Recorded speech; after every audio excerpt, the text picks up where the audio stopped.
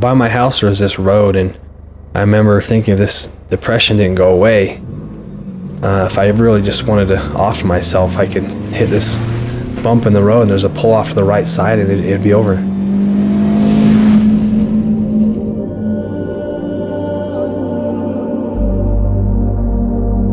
My story starts in 2006, after running and gunning for a few years with my brother using heroin, cocaine. I didn't like who I was or who I was becoming, and I think there was a way back.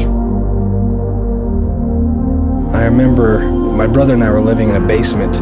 We were craving like crazy. You know, it had been probably 48 hours since we'd used, and it got to the point where I felt that I needed to use as much as I needed to breathe.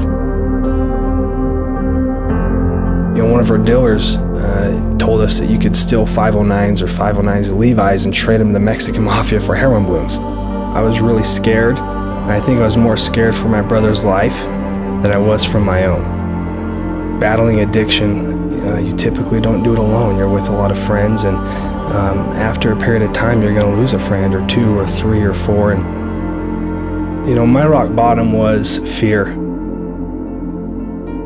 One day we come home, and I didn't know really what was going on. And we're sitting around as a family. They said, we want to talk about this drug problem.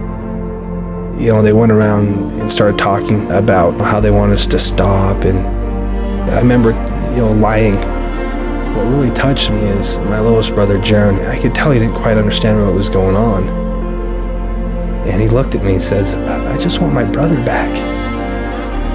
And that was the beginning of a turning point for me.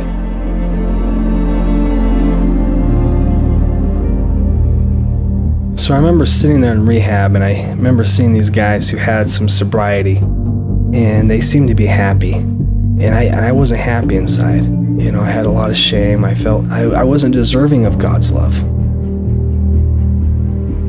And when they started talking about step 2, that my spiritual health could be restored, that was fascinating to me. I had to know, and particularly I had to know if I could be forgiven. Because I was convinced that if I didn't get an answer, that there's really no hope. Why be here, you know? So that night, as I got on my knees, I didn't even get a word out. I couldn't even get a word out because I had an overwhelming sense of love. That feeling lasted for, it seemed like 10 minutes. I just sat there in awe, just feeling this power, this overwhelming sense of peace that I never felt in my entire life. And that was the beginning of my recovery.